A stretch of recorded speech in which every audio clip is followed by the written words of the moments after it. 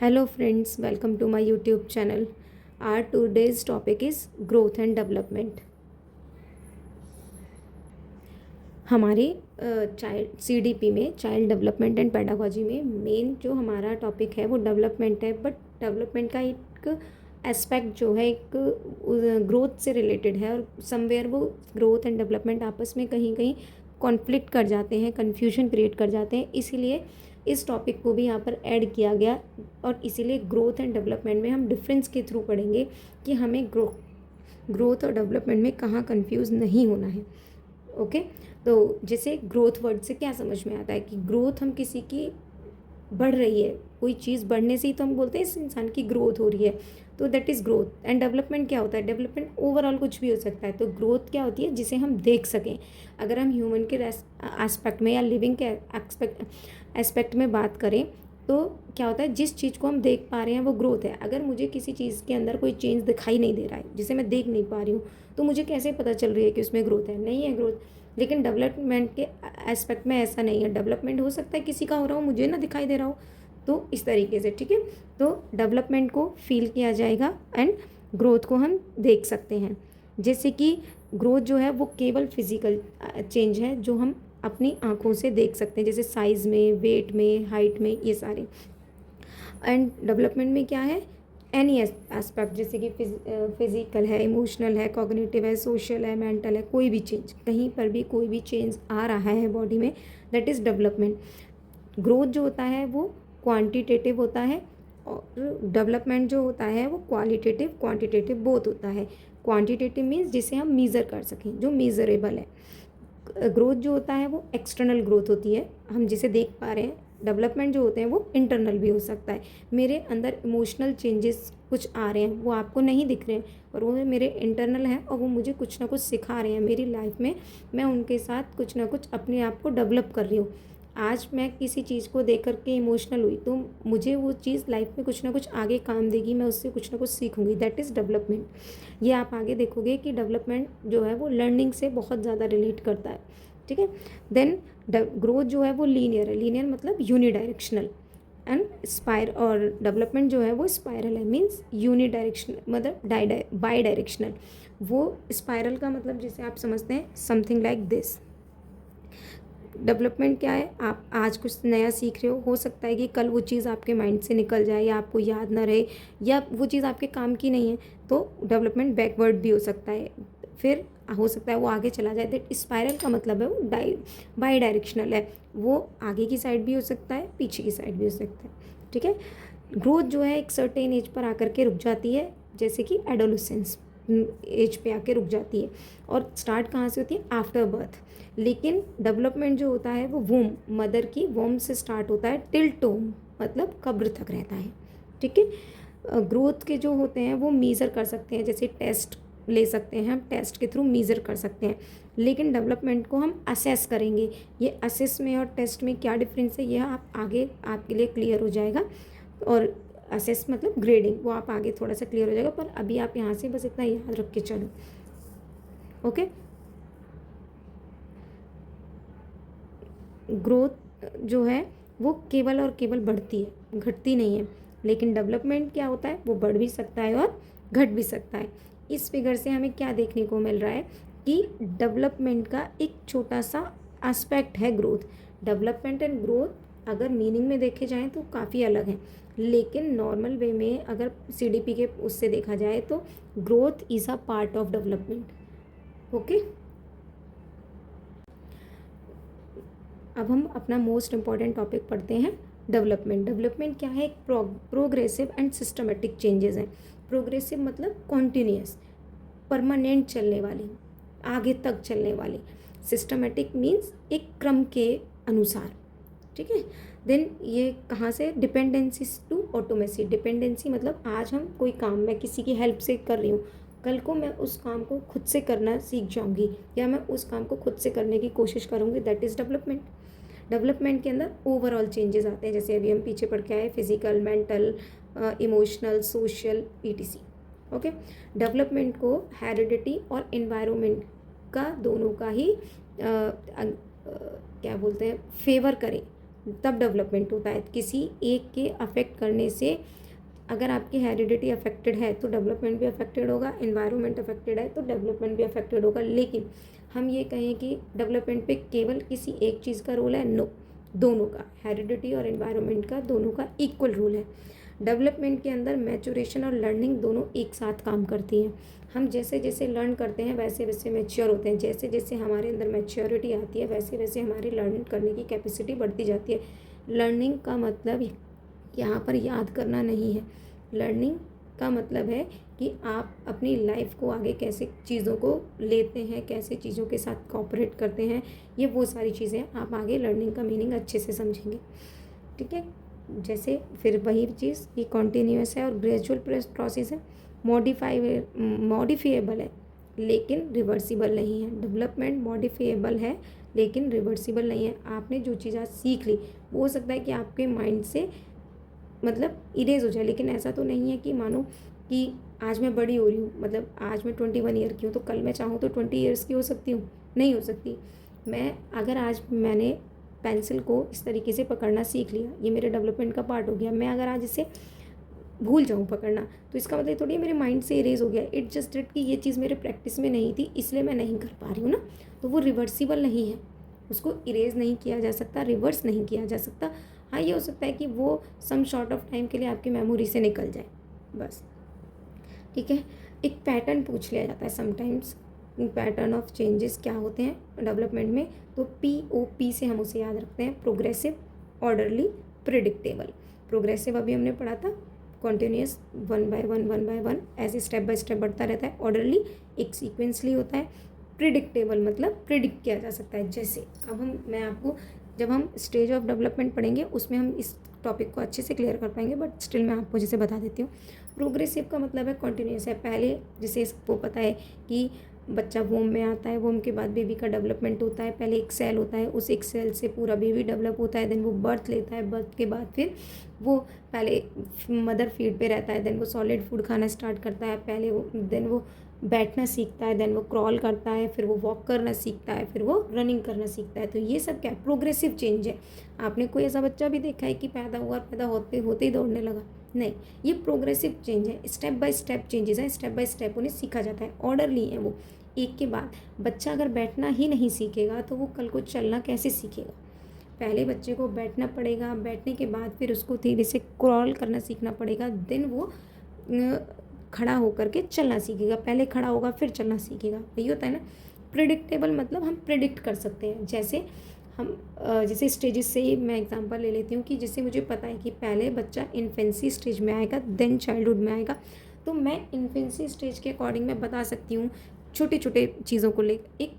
ये कोई डेफिनेट नहीं होता है बट प्रिडिक्टेबल होता है। जैसे कि हम एक ऑन एवरेज बोलते हैं कि अप्रॉक्सीमेटली 11 मंथ का बच्चा चलना सीख जाता है, तो ये प्रिडिक्टेबल है। ऐसा नहीं है कि सारे बच्चे 11th मंथ में चलना ही सीखे, no, it is not definite, पर प्रिडिक्टेबल है कि पहले बच्चा ऊ आ ऐसे बोलता है, फिर बच्चा बाबा पापा ऐसे वर्ड्स कहना सीखता है, देन वो वर्ड सीखेगा, फिर वो छोटे छोटे फ्रेजेस को बोलेगा, देन उसके बाद कंप्लीट सेंटेंस बोलना सीखेगा। ऐसी तो लैंग्वेज डेवलपमेंट होता है बच्चे में। तो क्या एक प्रिडिक्टेबल है कि अच्छा बच्चा 6 मंथ पे आ गया तो बाबा पापा ऐसे टर्म्स कहने लगेगा, ये प्रिडिक्टेबल है। ठीक है, तो डेवलपमेंट क्या है, प्रिडिक्टेबल है। डेवलपमेंटल साइकोलॉजी को के फादर कौन है, जीन पियाजे हैं। फॉर्म्स ऑफ डेवलपमेंट की कितनी फॉर्म्स हो सकती हैं?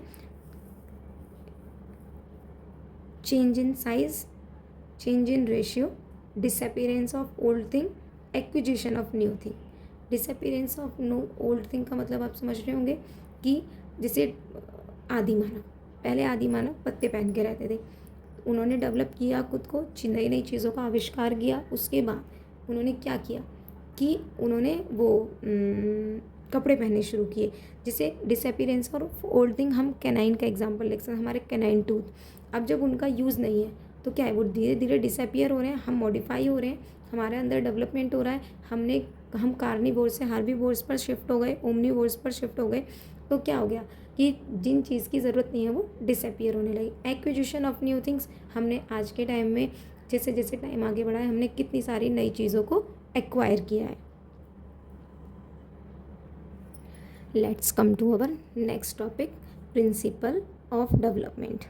तो अभी वैसे तो बहुत सारे प्रिंसिपल ऑफ डेवलपमेंट हैं, पर हमने यहाँ पर मेन 10 को डिस्कस किया है, जिनको अभी हम पीछे भी पढ़ के आए हैं, बट अभी हमने उनको नॉर्मली डेवलपमेंट के एस्पेक्ट में पढ़ा था, कि डेवलपमेंट को समझते हुए पढ़ा था। अभी हम वही चीज़ें जो है वो प्रिंसिपल की फॉर्म में है, कि मीन्स वो कितनी कंपलसरी हैं डेवलपमेंट के लिए, हम वो ऐसे पढ़ते हैं।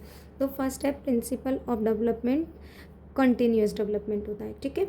सबसे पहला है कॉन्टीन्यूस होता है, इंस्टेंट नहीं होता है कि कोई भी चीज़ एकदम हो गई, नहीं, इंस्टेंट है, कॉन्टीन्यूस है, एक पैटर्न के साथ हो रहा है, ठीक है। प्रिंसिपल ऑफ इंडिविजुअल डेवलपमेंट बहुत इंपॉर्टेंट है, ये जो लिखे हुए हैं यहाँ पर, ये मोस्ट इम्पॉर्टेंट है। मुझे नहीं लगता है इसके अलावा कोई मैंने ऐसा छोड़ा होगा जो नहीं लिया होगा।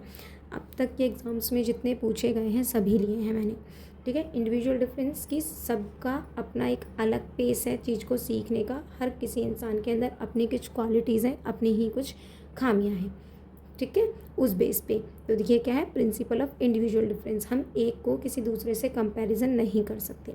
Next one is spiral versus linear, ये हमने अभी आगे पढ़ा था कि डेवलपमेंट जो होता है वो स्पायरल होता है, लीनियर नहीं होता है। लीनियर क्या होती है, ग्रोथ होती है। स्पायरल मतलब है कि वो यूनिडायरेक्शनल है, वो आगे साइड भी हो सकता है, पीछे साइड भी आ सकता है, ठीक है।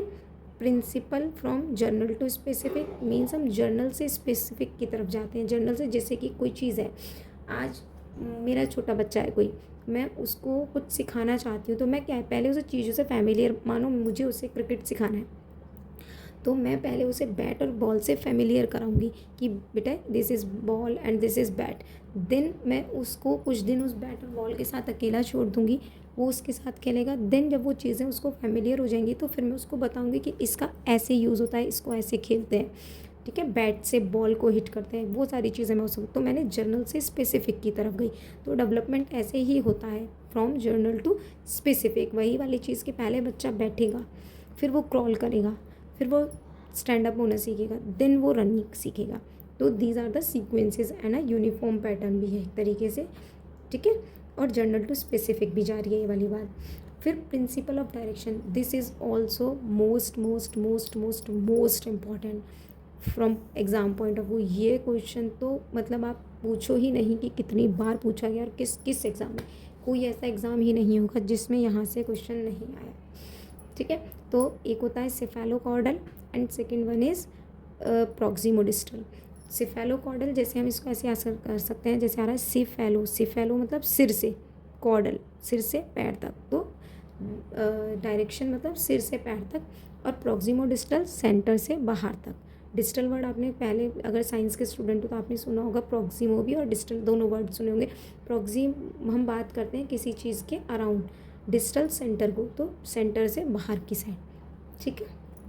तो सेंटर से, अब जैसे ये किस चीज़ से रिलेटेड हो रहा है, पहले अगर हम सबसे पहले सिफेलोकॉर्डल को समझते हैं, तो सिफेलोकॉर्डल में क्या है, हेड टू टो जाना, कि पहले सबसे पहले बच्चा अपने हेड को संभालना सीखता है, ठीक है। हेड जब वो संभालना सीख जाता है, उसी के बाद तो हम उसको पहले, फिर वो अपने हैंड्स के मूवमेंट करना सीखता है, कि चीज़ बड़ी बड़ी चीज़ों को ग्रैब करना सीखता है, ऐसे ही तो सीखता है। फिर वो टो की तरफ जाता है, या ये ऐसा मानो कि पहले बच्चा चलना सीखता है, फिर वो खड़ा होना सीखता है, तभी तो उसके बाद हम उसके पैरों में स्लीपर देते हैं कि बेटा स्लीपर पहनो। स्लीपर वो कैसे पहन पाता है, वो टो से, अपने पैर के टो से, सॉरी टो, पैर के थंब से, टो से स्लीपर को पकड़ता है, तभी तो उसको पकड़ के आराम से स्लीपर पहन के चलना सीख पाता है।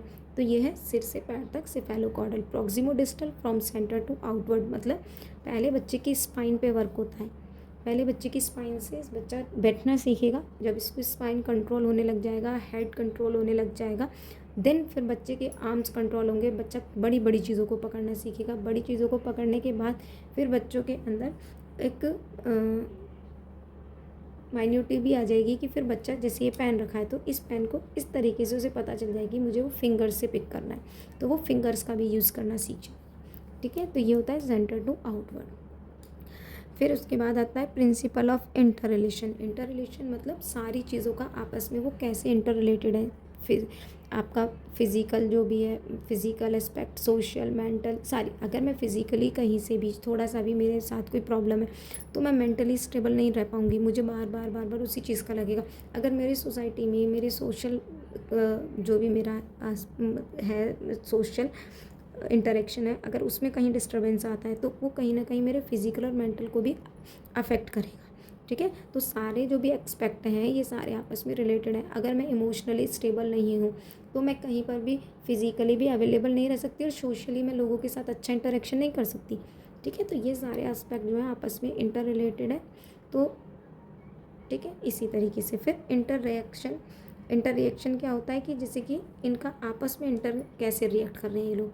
जैसे कि हेरिडिटी एंड एनवायरनमेंट आपस में इक्वली रिलेटेड है, ऐसे ही मैचुरेशन एंड लर्निंग ये आपस में इंटर रिलेटेड है। बस दो ही चीज़ें हैं, ये और ये आपस में, इनका आपस में इंटरेक्शन कैसा है। अगर इन्वायरमेंट से हेरिडिटी इन द सेंस कि ह्यूमन का अगर कट ऑफ करा दिया जाए तो ह्यूमन का कोई वैल्यू नहीं रह जाएगी। ठीक है, तो दोनों ही चीज़ें इक्वली इम्पोर्टेंट है। फिर then principle of significance of early development जैसे आप लोगों ने देखा और सुना भी होगा कि छोटी एज में बच्चा जो है गीली मिट्टी जैसा होता है, उसे जैसा बनाओगे जैसे समझाओगे वो वैसा ही होता जाएगा। तो ये वही बात कही गई है कि अर्ली डेवलपमेंट बच्चे का बहुत सिग्निफिकेंट है, उस पर ध्यान दो, उसकी केयर करो।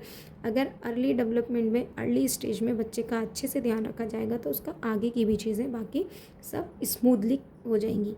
देन प्रिंसिपल ऑफ प्रिडिक्टेबिलिटी, वही हम डेवलपमेंट को प्रिडिक्ट कर सकते हैं कि किस एज पे क्या हो सकता है।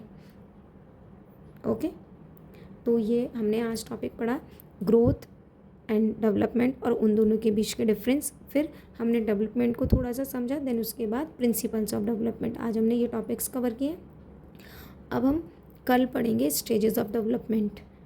आई होप आपको ये लेक्चर अच्छा लगा होगा। Thank you for watching.